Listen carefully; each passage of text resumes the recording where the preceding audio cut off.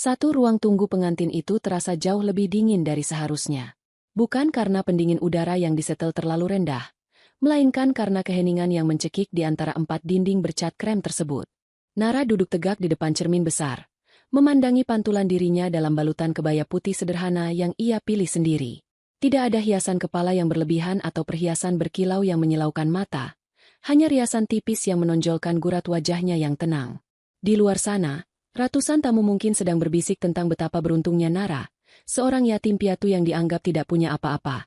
Akhirnya, diangkat derajatnya oleh keluarga Gilang yang terpandang. Nara tahu betul narasi itu beredar, namun ia tidak pernah ambil pusing. Baginya, pernikahan adalah tentang kemitraan, bukan panggung sandiwara sosial. Namun, ketenangan itu perlahan retak. Jarum jam di dinding terus bergerak mendekati waktu akad, tetapi kursi di sebelahnya masih kosong. Gilang belum juga kembali ke ruangan itu sejak 1 jam yang lalu. Ponsel pria itu tergeletak bisu di atas meja rias.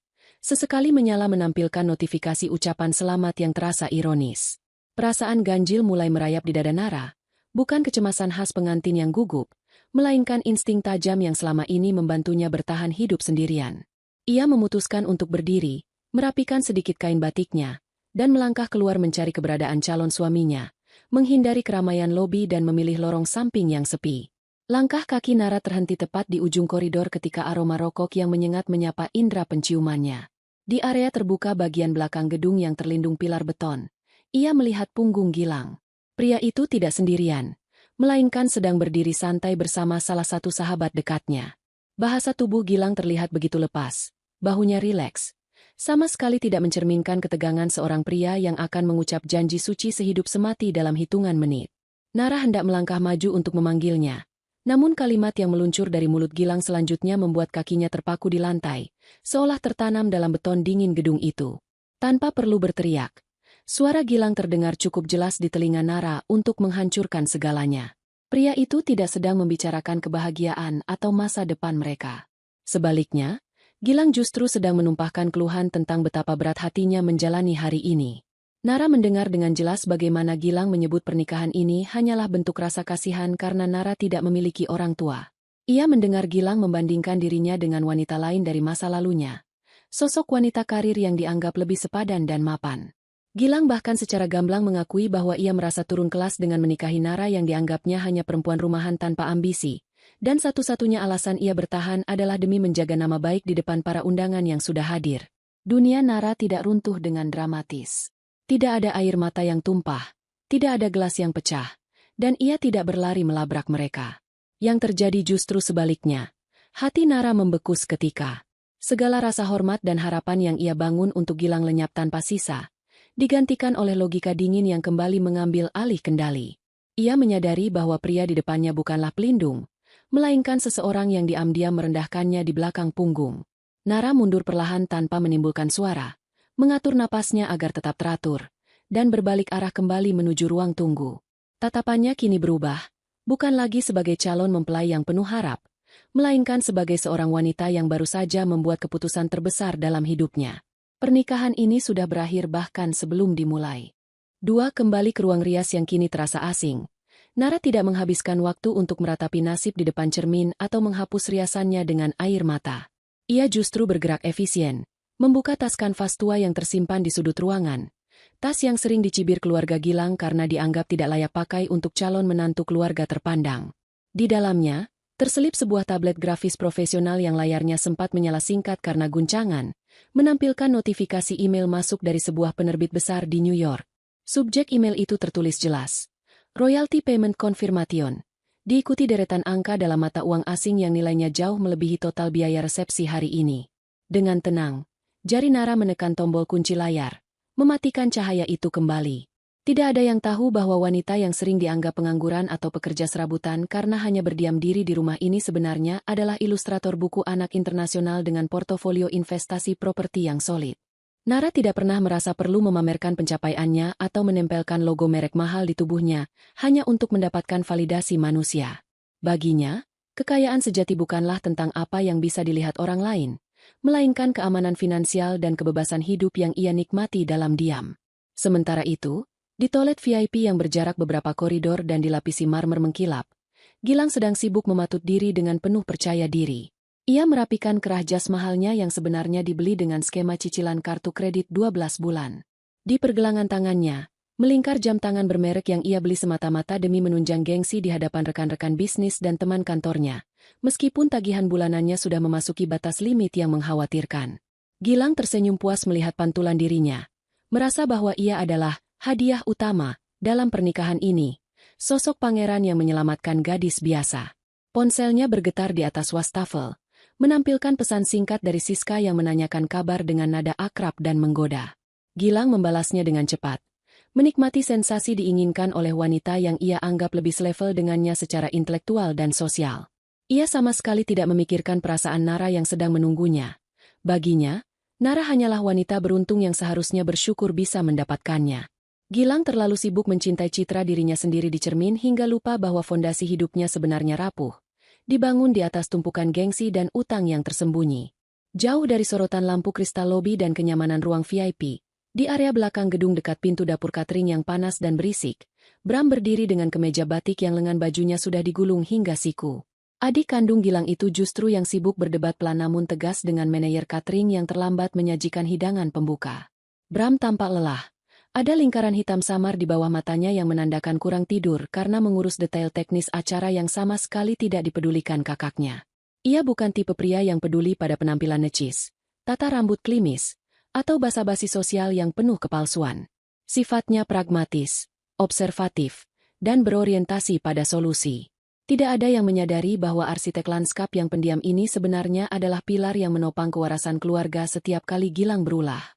Dari tempatnya berdiri, Bram sempat melihat sekilas Nara berjalan cepat keluar dari koridor samping dengan wajah pucat namun teguh, berbeda dari ekspresi pengantin pada umumnya.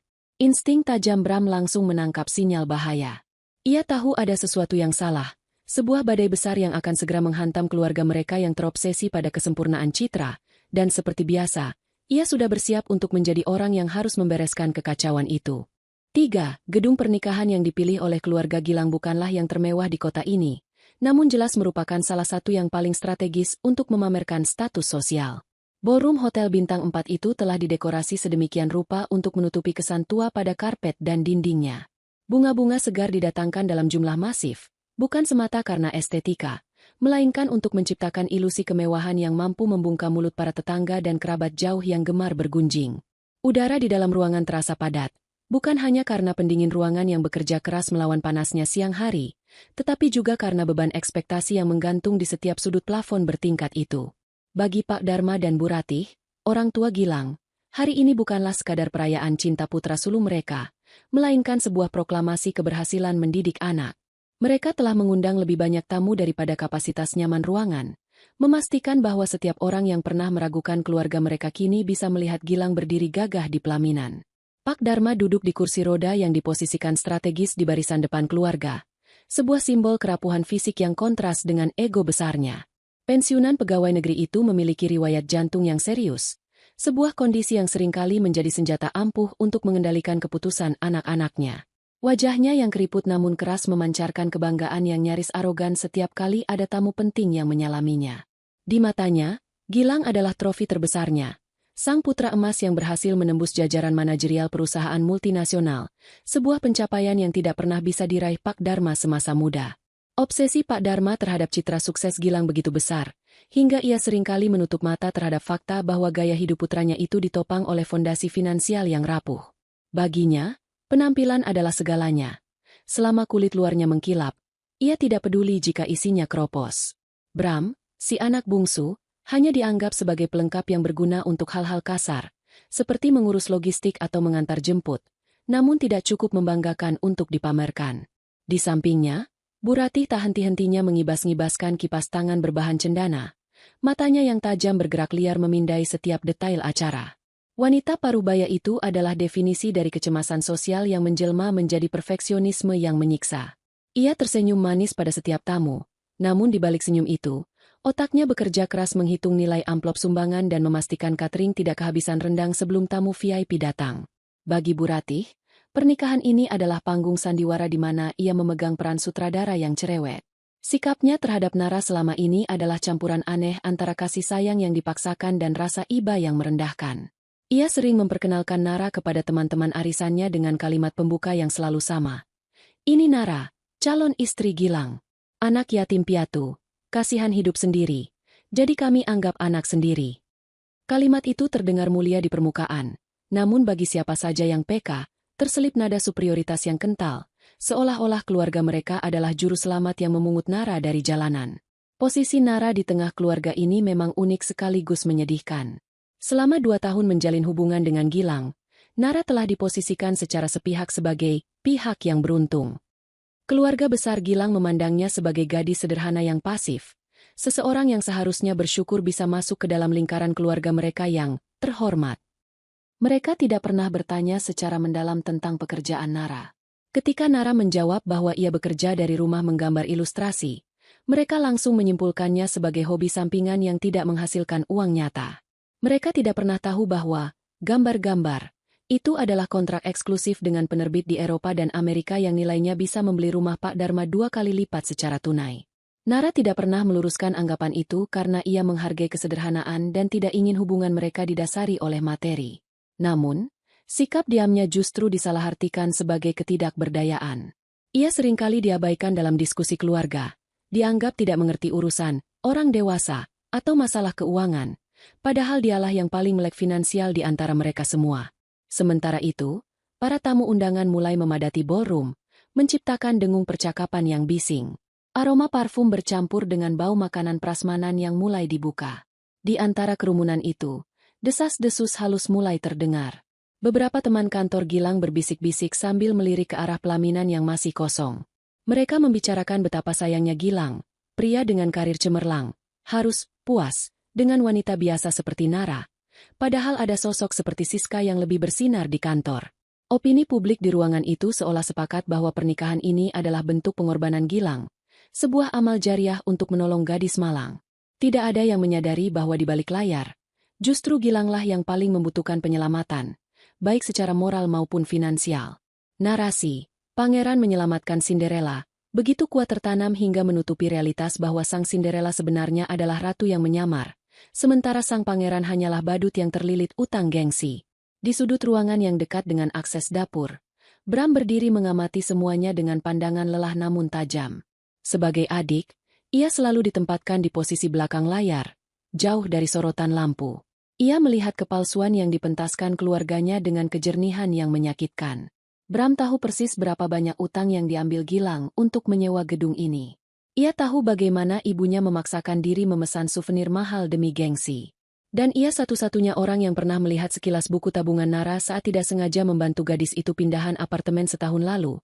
Sebuah ketidaksengajaan yang membuatnya menaruh hormat luar biasa pada calon kakak iparnya itu. Bram memilih diam bukan karena takut, tapi karena ia tahu tidak ada gunanya bicara pada keluarganya yang sudah terbutakan oleh ego. Namun hari ini, melihat Nara yang berjalan kembali dari lorong dengan wajah dingin yang tak terbaca, Bram merasakan pergeseran atmosfer yang signifikan. Ia bisa merasakan ketegangan yang merambat di udara. Sebuah firasat bahwa panggung sandiwara sempurna yang dibangun orang tuanya akan segera runtuh. Waktu seolah melambat, menunggu detik-detik di mana kebenaran akan menghantam dinding keangkuhan keluarga itu hingga hancur berkeping-keping. 4. Kembali ke ruang tunggu VVIP yang berpendingin udara maksimal. Nara tidak membanting pintu atau menciptakan kegaduhan yang menarik perhatian staf hotel. Ia masuk dengan langkah yang jauh lebih mantap dibandingkan saat ia keluar beberapa menit lalu. Di dalam ruangan itu, Gilang baru saja kembali, duduk santai di sofa bludru sambil tertawa kecil menanggapi lelucon ibunya tentang cucu. Pemandangan itu, yang seharusnya menghangatkan hati, kini terlihat seperti sebuah pementasan teater yang buruk di mata Nara.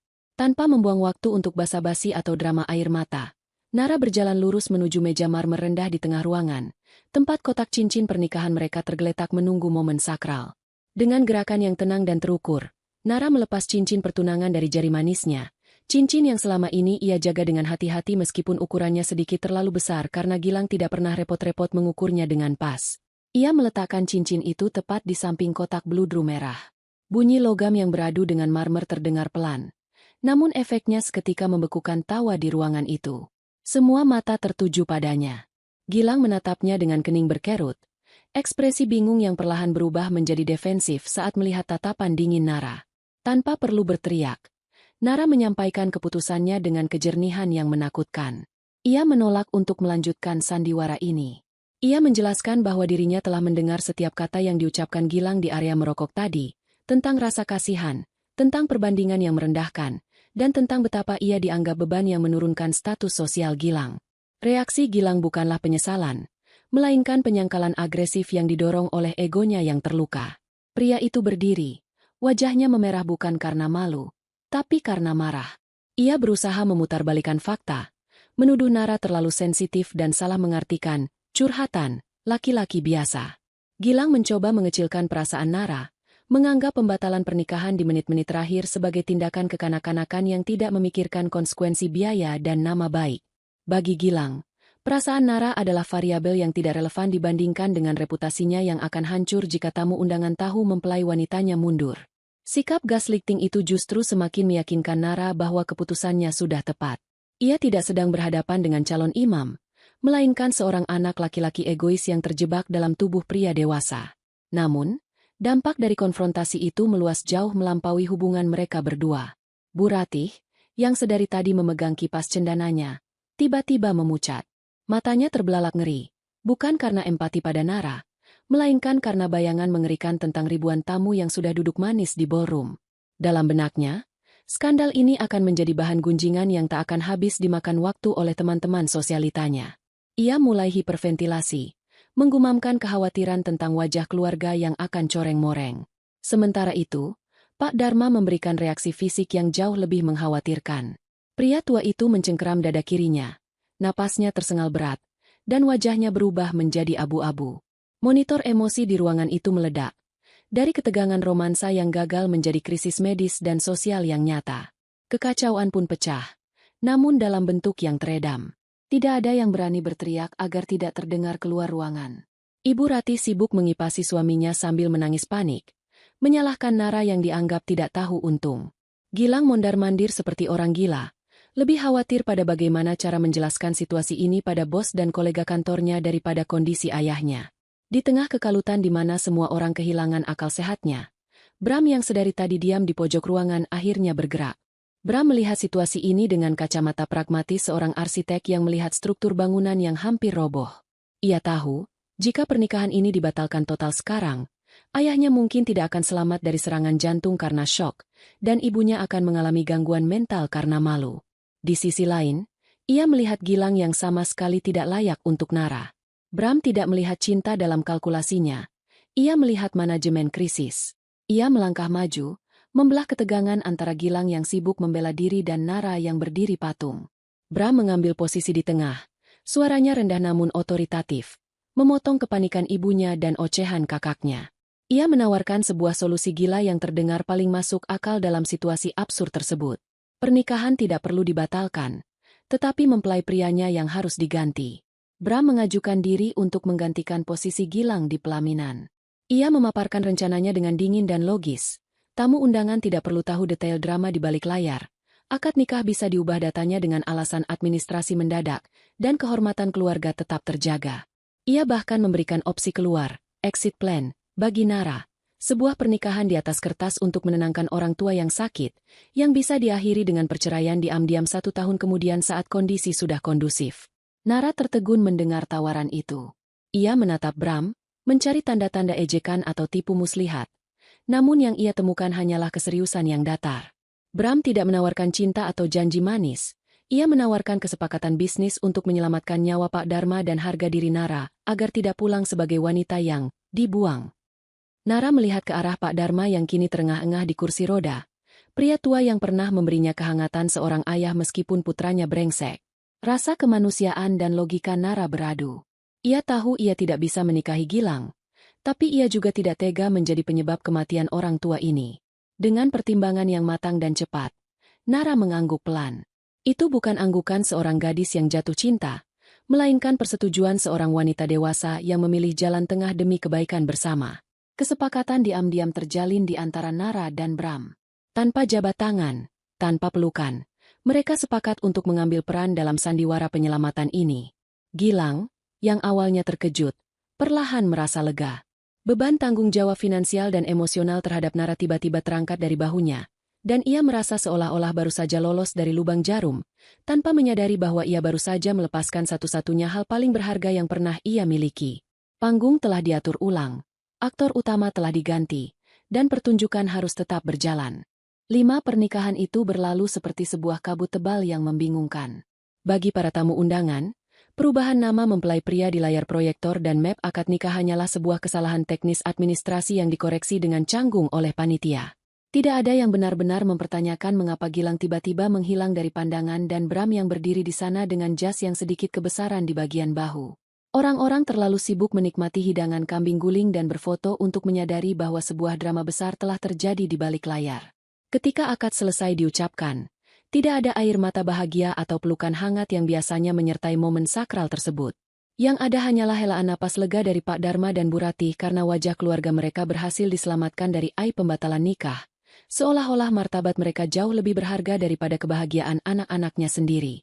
Malam pertama mereka bukanlah adegan romantis dengan taburan kelopak mawar di atas kasur, melainkan sebuah perpindahan logistik yang melelahkan dan sunyi. Nara tidak dibawa ke apartemen mewah di pusat kota yang sering dibanggakan Gilang, yang sebenarnya hanyalah sewaan jangka pendek untuk pamer di media sosial.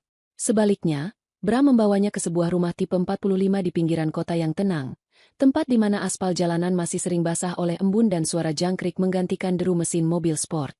Rumah itu adalah cerminan pemiliknya. Sederhana, fungsional, dan jujur. Tidak ada pilar marmer palsu atau lampu gantung kristal imitasi. Halaman depannya dipenuhi tanaman tropis yang dirawat dengan tangan sendiri, menciptakan suasana sejuk yang kontras dengan panasnya drama keluarga mereka seharian tadi. Di dalam rumah itu, kecanggungan menjadi tamu ketiga yang tak diundang. Bram langsung menunjukkan kamar utama kepada Nara, sementara ia sendiri mengangkut bantal dan selimut tebal menuju sofa di ruang tengah tanpa banyak bicara. Tindakan itu adalah deklarasi tanpa suara tentang batasan hubungan mereka.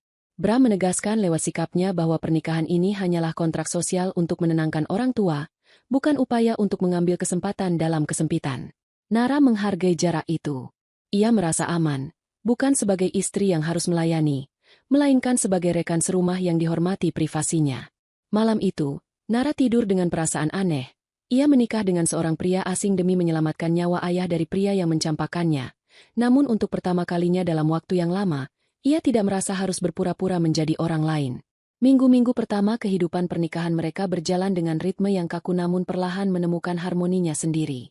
Bram adalah makhluk kebiasaan yang disiplin. Setiap pagi sebelum matahari terbit sempurna, aroma kopi tubruk yang pekat sudah menguar dari dapur kecil mereka.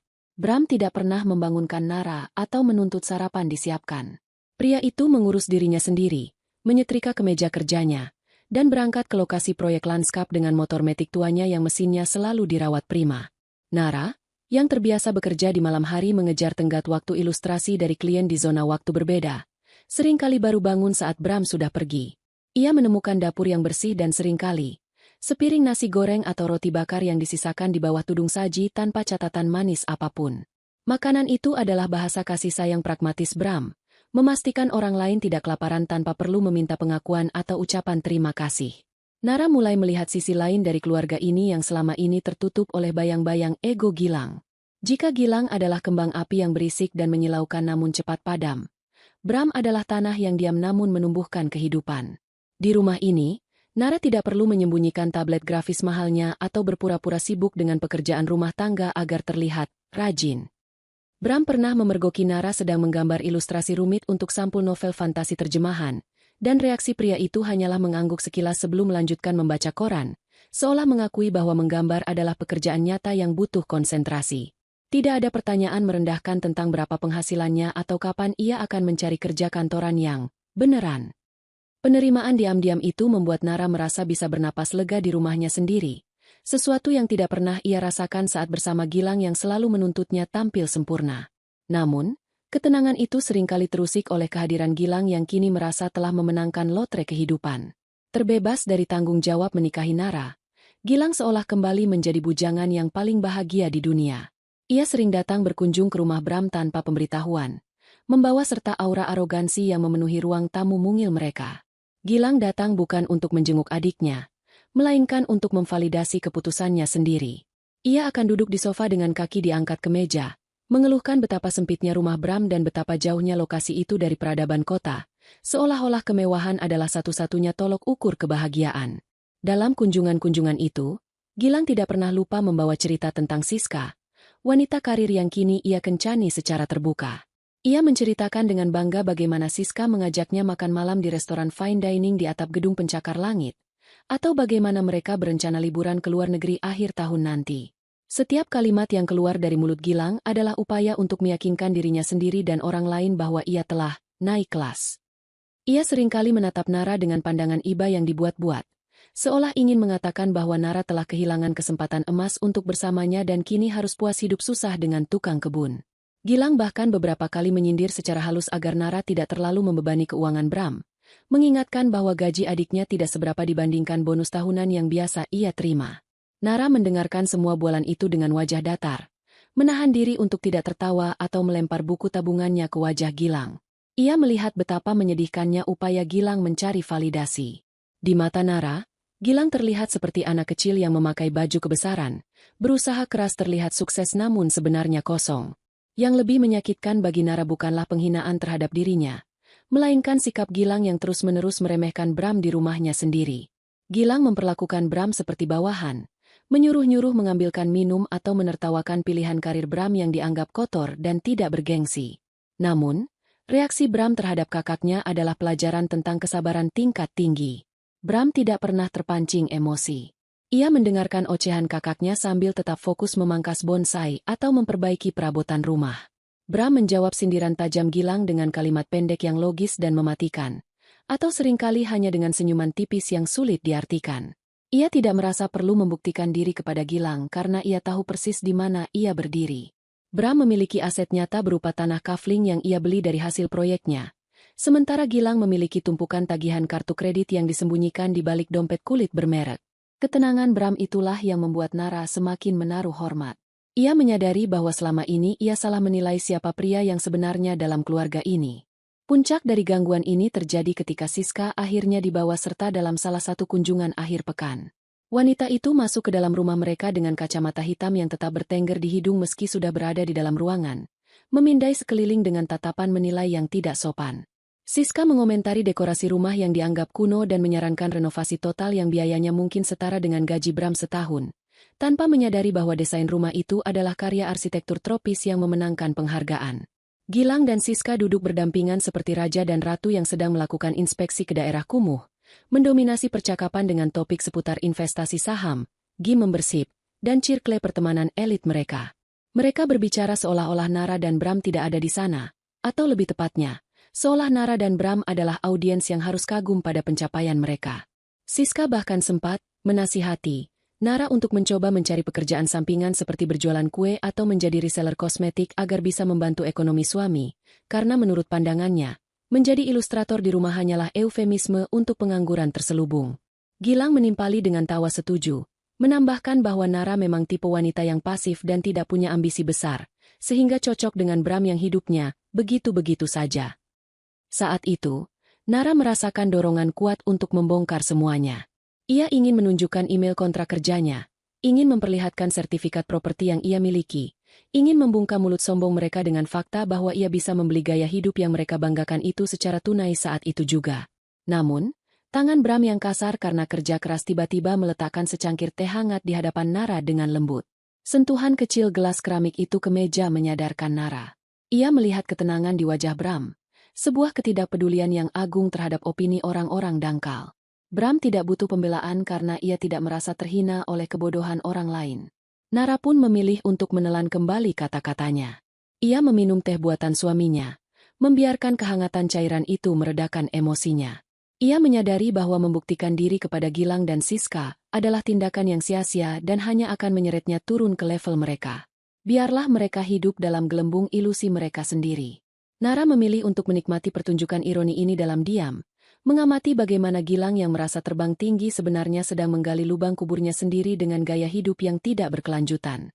Sementara itu, di rumah sederhana yang sering dicemooh itu, fondasi hubungan Nara dan Bram justru semakin menguat, bukan karena cinta yang meledak-ledak, melainkan karena rasa sepanggung sepenanggungan menghadapi dunia yang gila hormat. Nara mulai merasa bahwa rumah ini, dengan segala kesederhanaan dan ketenangan penghuninya, adalah benteng pertahanan yang jauh lebih kokoh daripada istana pasir yang sedang dibangun Gilang. Makan malam rutin keluarga yang diadakan sebulan sekali di kediaman Pak Dharma biasanya hanya berlalu dengan kebosanan yang sopan. Namun, malam ini atmosfer di ruang makan yang diterangi lampu gantung berdebu itu terasa jauh lebih padat dan menyesakan. Penyebab utamanya adalah kehadiran Siska, tamu kehormatan yang dibawa Gilang dengan bangga selayaknya piala kemenangan. Sejak langkah pertama wanita itu menginjakan kaki di lantai teras, ia sudah memancarkan aura dominasi yang membuat seisi rumah terasa mengecil. Siska tidak datang untuk berbaur. Ia datang untuk melakukan inspeksi. Ia membawa serta aroma parfum mahal yang terlalu menyengat, bersaing dengan bau masakan Bu Ratih yang sudah disiapkan sejak sore, menciptakan kombinasi yang membuat kepala pening. Bagi Bram dan Nara, makan malam ini adalah ujian kesabaran tingkat lanjut. Mereka datang lebih awal seperti biasa, membantu menata piring dan memastikan Pak Dharma nyaman di kursi rodanya. Kontras dengan kesibukan sunyi mereka, kedatangan Gilang dan Siska diatur sedemikian rupa agar menjadi pusat perhatian. Pasangan itu terlambat 30 menit, menyalahkan lalu lintas kota dengan nada yang menyiratkan bahwa waktu mereka jauh lebih berharga daripada siapapun yang menunggu di meja makan.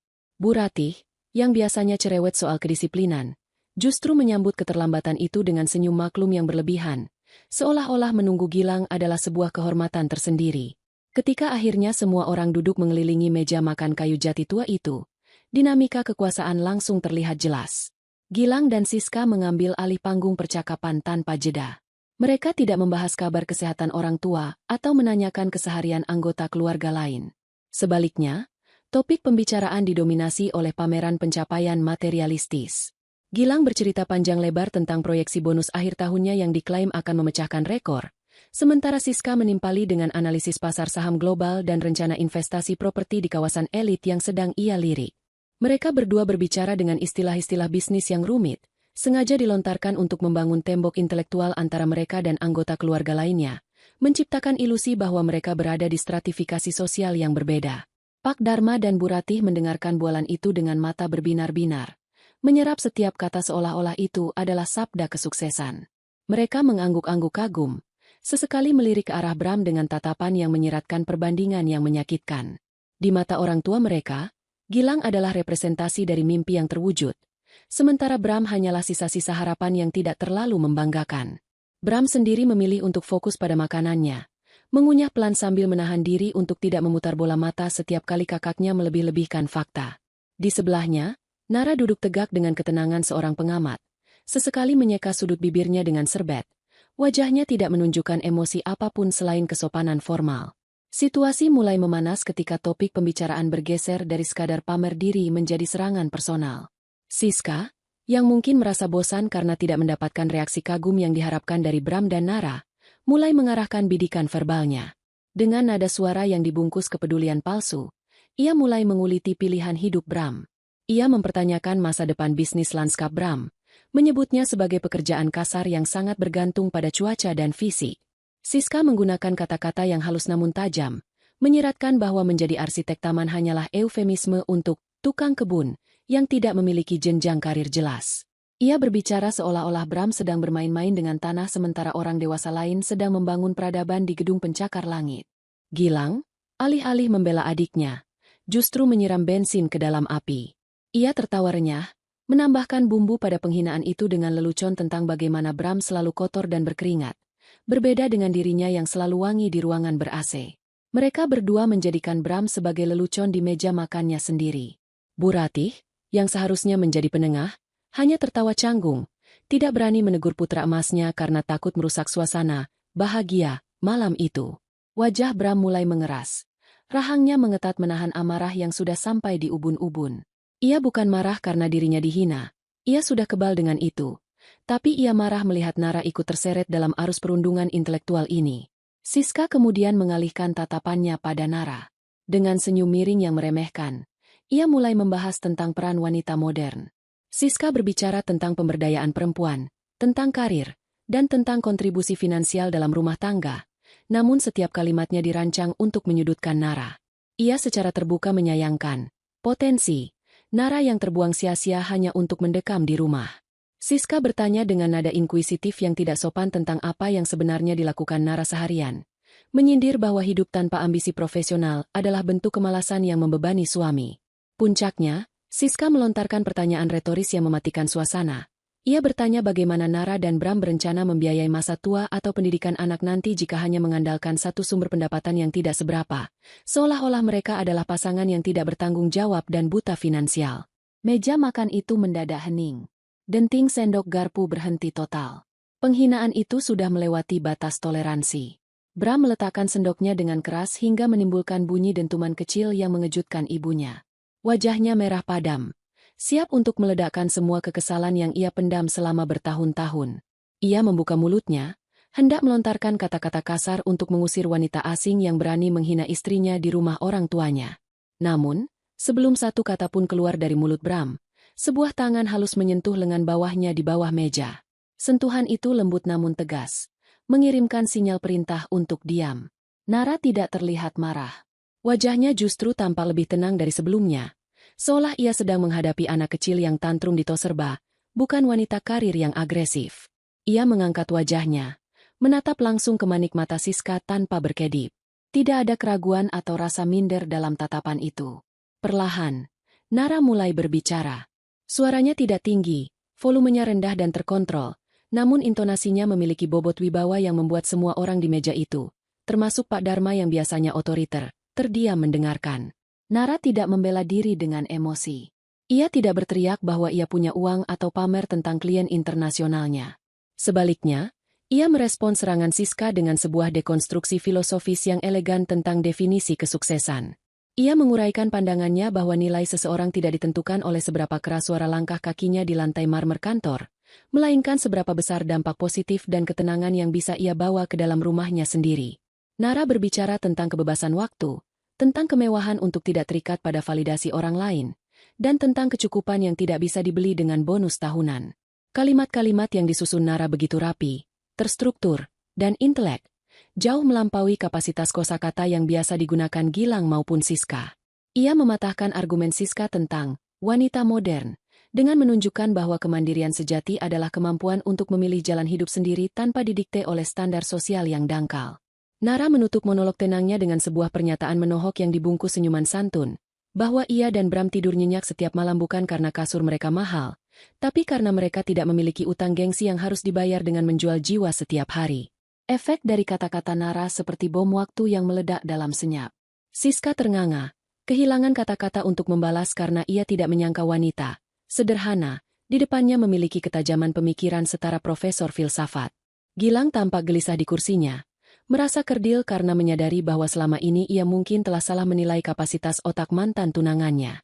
Bu Ratih dan Pak Dharma saling berpandangan dengan bingung, baru menyadari bahwa menantu yang mereka anggap polos, ternyata memiliki taring yang disembunyikan dengan rapi. Bram menatap Nara dengan pandangan yang benar-benar baru. Rasa kagum menyeruak di dadanya, menggantikan amarah yang tadi membakar. Ia melihat Nara bukan lagi sebagai wanita yang perlu ia lindungi karena kasihan, melainkan sebagai partner setara yang jauh lebih kuat daripada dirinya. Malam itu, di tengah keheningan canggung yang menyelimuti sisa makan malam, sebuah pergeseran besar terjadi. Nara telah menarik garis batas yang tegas. Ia membuktikan bahwa diamnya selama ini bukanlah kelemahan, melainkan bentuk dari kepercayaan diri yang paripurna. Makan malam berakhir dengan cepat setelah itu. Gilang dan Siska pamit dengan alasan mendadak yang terdengar dibuat-buat, melarikan diri dari atmosfer intimidasi intelektual yang diciptakan Nara. Sementara Nara dan Bram tetap duduk di sana, menghabiskan puding penutup mereka dengan ketenangan para pemenang yang tidak perlu bersorak. 3 bulan berlalu sejak makan malam keluarga yang penuh ketegangan itu. Roda kehidupan berputar dengan cara yang tidak terduga bagi Gilang. Prediksi tentang bonus akhir tahun yang selama ini ia agung-agungkan ternyata meleset jauh dari sasaran. Perusahaan tempatnya bekerja mengalami restrukturisasi mendadak akibat gejolak ekonomi global, menyebabkan pemotongan insentif besar-besaran bagi level manajerial. Di saat yang sama, gaya hidup yang ia bangun bersama Siska sudah terlanjur melambung tinggi tanpa rem. Cicilan apartemen mewah, kredit mobil sport yang baru berjalan beberapa bulan, serta tagihan kartu kredit untuk liburan dan barang-barang bermerek kini menjelma menjadi monster yang mencekik lehernya setiap tanggal jatuh tempo. Gilang berusaha mempertahankan topeng kesuksesannya di depan semua orang, namun retakan di fondasi finansialnya semakin sulit disembunyikan. Siska, yang terbiasa dengan kenyamanan, bukanlah tipe pasangan yang bisa diajak hidup prihatin.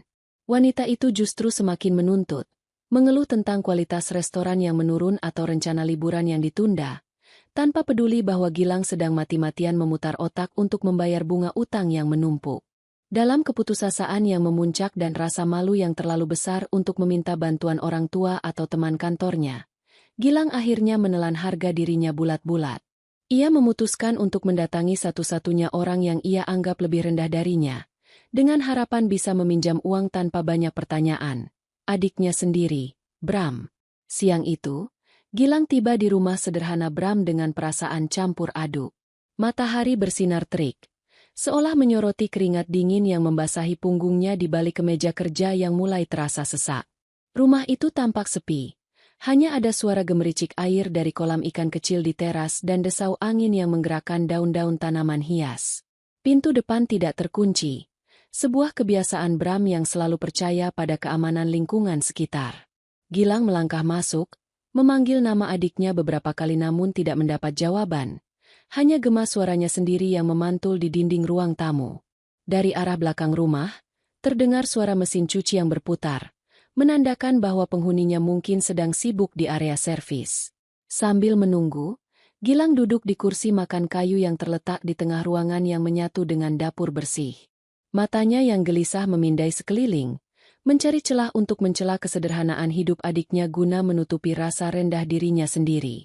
Namun, perhatiannya terhenti pada sebuah map coklat tebal yang tergeletak begitu saja di atas meja makan, tertindih oleh sebuah mug kopi yang sudah kosong.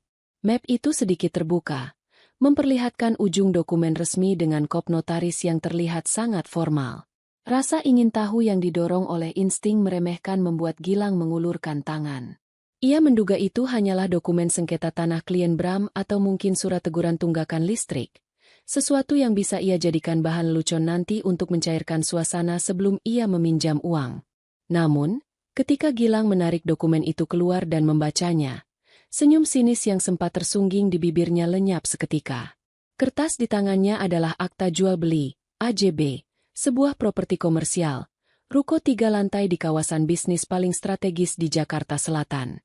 Nilai transaksi yang tertera di sana memiliki jumlah nol yang begitu banyak, hingga Gilang harus menyipitkan mata untuk memastikan ia tidak salah lihat. Angka itu jauh melebihi total utang yang sedang menghimpitnya, bahkan melebihi harga apartemen yang ia cicil dengan susah payah. Yang membuat jantung Gilang seolah berhenti berdetak bukanlah nominalnya, melainkan nama yang tertera jelas sebagai pembeli sah, Nara. Di baris metode pembayaran, tertulis satu kata yang terasa seperti tamparan keras di wajahnya, tunai. Tangan Gilang mulai gemetar. Ia membalik halaman berikutnya, berharap menemukan bukti bahwa ini adalah kesalahan cetak atau mungkin nama orang lain yang kebetulan sama. Namun, ia justru menemukan lembaran lain yang terselip di balik akta itu. Sebuah bukti transfer internasional dan slip royalti dari sebuah agensi penerbitan di New York. Dokumen itu merinci pembayaran untuk hak cipta ilustrasi buku berseri yang menjadi bestseller global. Angka yang tertera di sana menggunakan mata uang dolar Amerika, dan ketika Gilang mengonversinya secara kasar di kepalanya, jumlahnya membuat gaji bulanannya sebagai manajer pemasaran terasa seperti uang saku anak sekolah.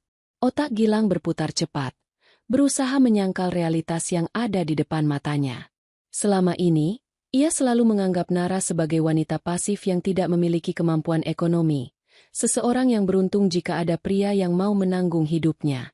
Ia mencampakkan Nara karena takut wanita itu akan menjadi beban finansial. Namun, bukti di tangannya mengatakan hal yang sebaliknya.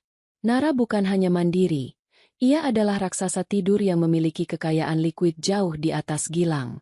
Wanita yang ia sebut rumahan dan tidak punya ambisi, itu ternyata diam-diam membangun kerajaan asetnya sendiri tanpa perlu validasi dari siapapun, apalagi dari pria insecure seperti Gilang. Suara langkah kaki yang mendekat membuyarkan lamunan horor Gilang.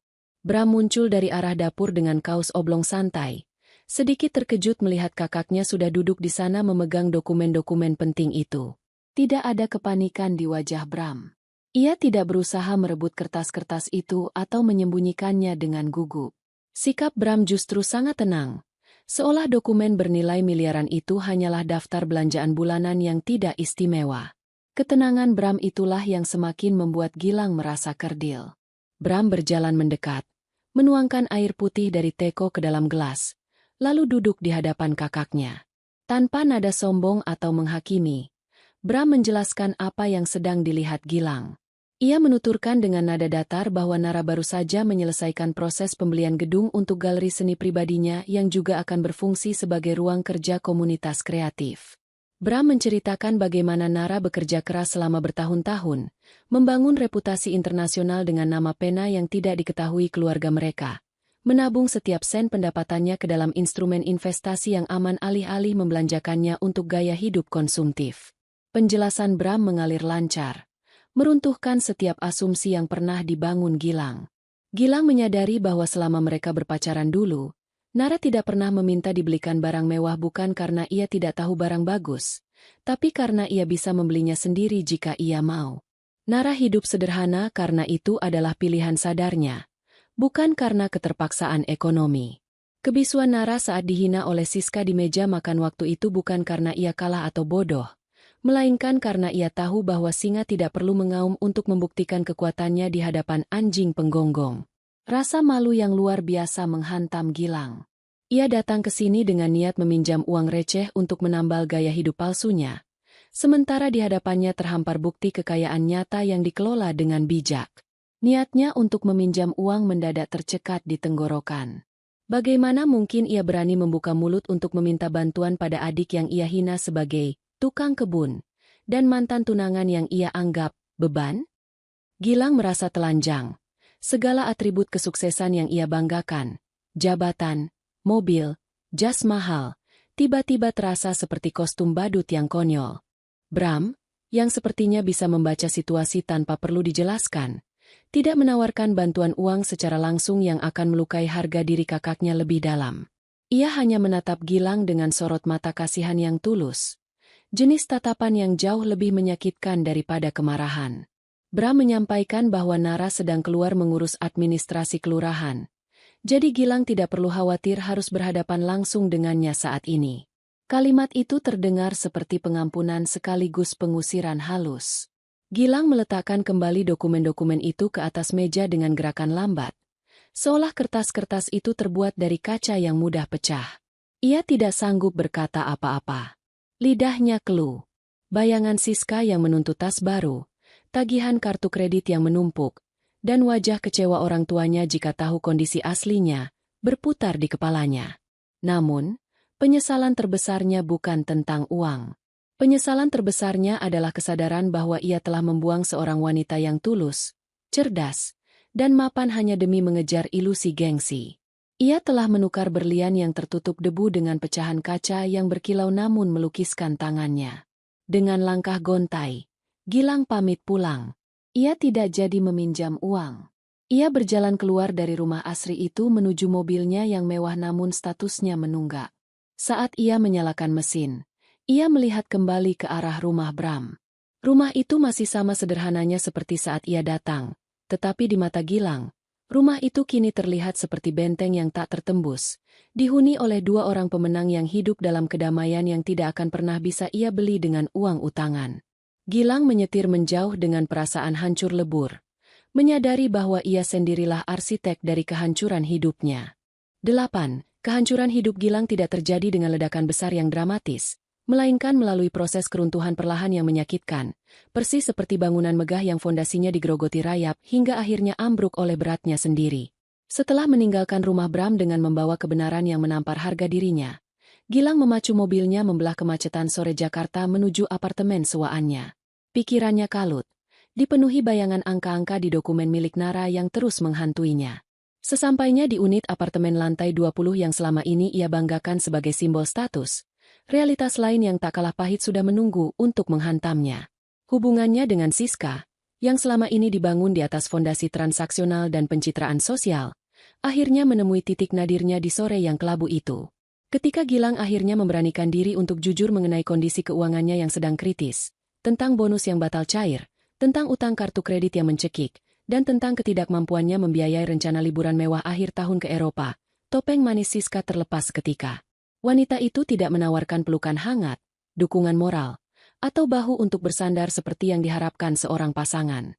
Sebaliknya, Siska menatap Gilang dengan tatapan dingin seorang investor yang baru saja menyadari bahwa aset yang dipegangnya sudah tidak lagi menguntungkan dan harus segera dilikuidasi. Tidak ada air mata atau drama teriakan dalam perpisahan itu. Yang terjadi hanyalah pertukaran kalimat tajam yang menegaskan bahwa selama ini Gilang hanyalah aksesori bagi gaya hidup Siska. Sama seperti Siska adalah trofi bagi ego Gilang. Siska mengemasi barang-barangnya dengan efisiensi yang mengerikan, memasukkan pakaian-pakaian bermerek dan koleksi tas mahalnya ke dalam koper tanpa menoleh sedikit pun ke arah Gilang yang duduk terpaku di sofa. Suara resleting koper yang ditarik terdengar begitu nyaring di ruangan yang hening itu, menandakan akhir dari sebuah ilusi. Ketika pintu apartemen tertutup di belakang punggung Siska, Gilang ditinggalkan sendirian di tengah tumpukan tagihan dan keheningan yang mendadak terasa seperti penjara. Malam itu, di tengah kesendiriannya yang mencekam, Gilang akhirnya menyadari ironi terbesar dalam hidupnya.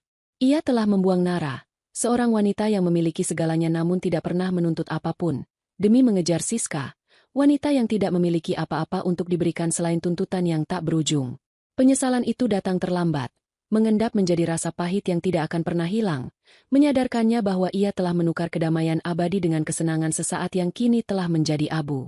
Sementara itu, di belahan kota lain, di rumah tipe 45 yang dinaungi pohon mangga yang rimbun, atmosfer yang jauh berbeda sedang terbentuk.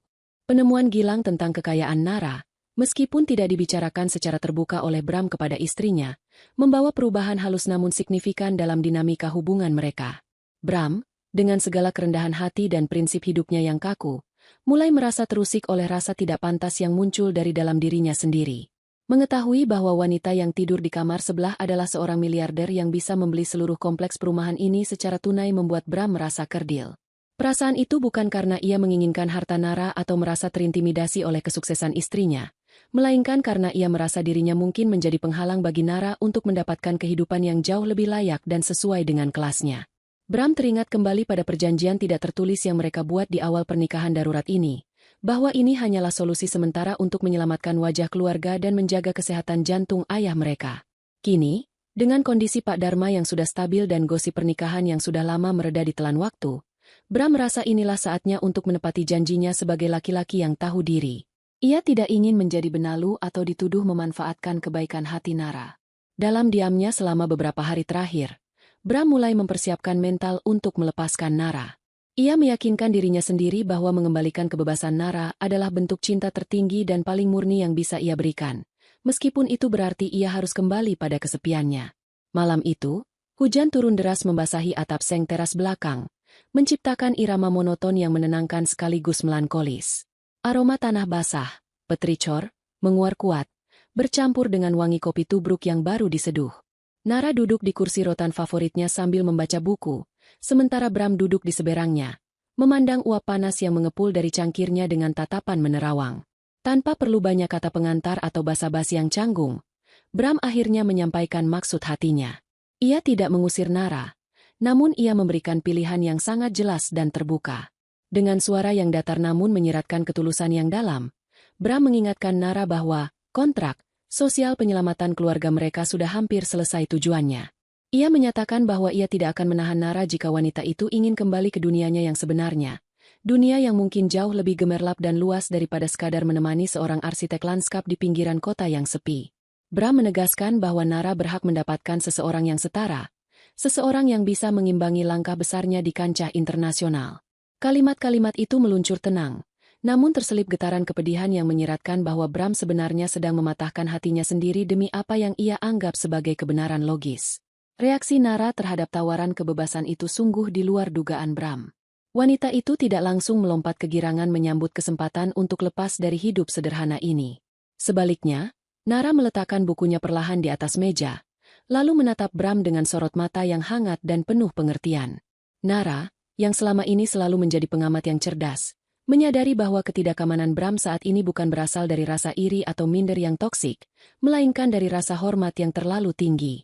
Di momen itulah, Nara memutuskan untuk meruntuhkan dinding pertahanan terakhir di antara mereka. Ia tidak menjawab dengan kata-kata romantis yang berbunga-bunga atau janji manis yang klise. Ia menjawab dengan sebuah pernyataan filosofis tentang makna, pulang, yang menyentuh inti permasalahan. Nara menjelaskan kepada Bram bahwa baginya, definisi sebuah rumah tidak ditentukan oleh luas tanah, tingginya plafon, atau marmer impor yang melapisi lantainya. Rumah, bagi Nara, didefinisikan oleh rasa aman yang ia rasakan saat berada di dalamnya. Perasaan diterima apa adanya tanpa harus memakai topeng kepura-puraan. Ia menceritakan bagaimana uang dan aset yang ia miliki selama ini memang memberinya kenyamanan fisik, tetapi tidak pernah bisa membeli ketenangan tidur yang ia dapatkan di rumah sederhana ini selama beberapa bulan terakhir. Nara menegaskan bahwa ia tidak merasa sedang turun kasta dengan hidup bersama Bram. Justru sebaliknya, ia merasa naik kelas, menjadi manusia yang lebih utuh dan bahagia karena memiliki pasangan yang menghargai pikirannya, bukan dompet atau status sosialnya.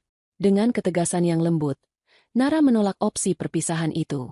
Ia memilih untuk tetap tinggal, bukan karena terpaksa atau kasihan, tapi karena ia sudah menemukan tempat di mana ia benar-benar merasa memiliki tujuan. Ia menekankan bahwa kemitraan mereka selama ini, cara mereka berbagi tugas, cara mereka saling diam namun paham, cara mereka menghadapi keluarga Gilang, adalah bentuk hubungan paling sehat yang pernah ia miliki. Nara menutup penjelasannya dengan meminta Bram untuk berhenti melihat dirinya sebagai penyelamat atau korban, melainkan melihatnya sebagai seorang istri yang memilih suaminya secara sadar. Momen itu menjadi titik balik emosional yang sebenarnya bagi perjalanan mereka. Tidak ada pelukan dramatis di bawah hujan atau ciuman yang disorot kamera dengan musik latar yang megah. Yang terjadi hanyalah kelegaan luar biasa yang terpancar dari wajah Bram, seolah beban ribuan ton yang menghimpit dadanya selama ini diangkat seketika oleh kalimat sederhana Nara. Senyum tipis, yang sangat jarang terlihat, perlahan terbit di bibir pria pendiam itu. Itu adalah senyum penerimaan. Sebuah kesadaran baru bahwa ia tidak perlu menjadi kaya raya atau menjadi orang lain untuk menjadi cukup bagi seseorang sehebat Nara. Kesepakatan bisu terjalin kembali di antara mereka malam itu, namun kali ini dengan parameter yang berbeda. Pernikahan ini tidak lagi tentang menyelamatkan wajah orang tua yang sakit atau menutupi aib kakak yang egois. Pernikahan ini sekarang adalah milik mereka sepenuhnya, divalidasi oleh perasaan, bukan keadaan. Hubungan mereka kini dibangun di atas fondasi kejujuran mutlak, rasa hormat timbal balik, dan kenyamanan yang tidak bisa dinilai dengan mata uang manapun. Hujan di luar masih deras mengguyur bumi, namun di dalam rumah mungil itu, kehangatan yang nyata telah mengusir dinginnya keraguan untuk selamanya. Waktu memiliki cara unik untuk menyaring apa yang benar-benar penting dalam hidup, memisahkan ilusi sesaat dari kebenaran yang abadi. 6 bulan setelah badai besar yang mengguncang keluarga mereka, suasana di teras belakang rumah Bram terasa jauh lebih hidup daripada sebelumnya. Tanaman-tanaman hias yang dulu hanya berupa bibit kecil kini telah merambat memenuhi pergola kayu, menciptakan kanopi hijau yang meneduhkan. Di bawah naungan dedaunan itu, Nara duduk bersila di atas bantal duduk yang empuk, tangannya bergerak lincah di atas permukaan tablet grafisnya. Ia tidak lagi menyembunyikan pekerjaannya.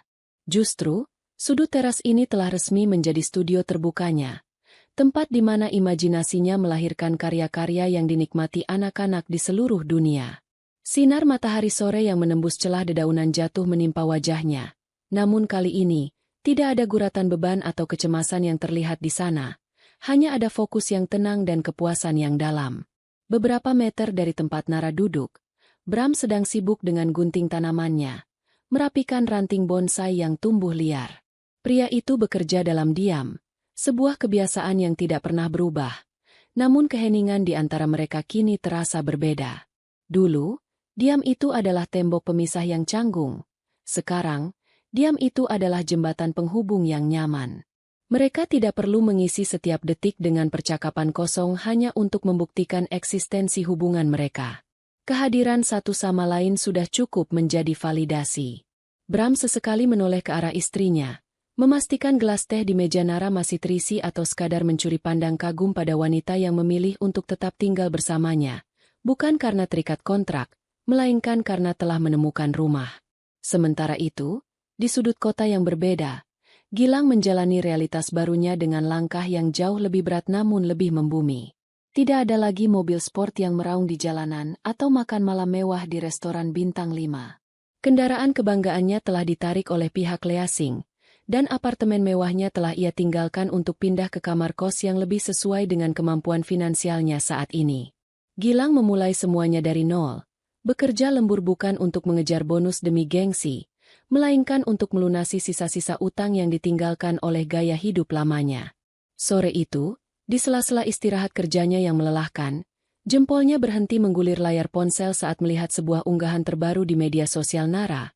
Sebuah foto sederhana yang menampilkan 2 cangkir teh di atas meja kayu dengan latar belakang taman yang asri.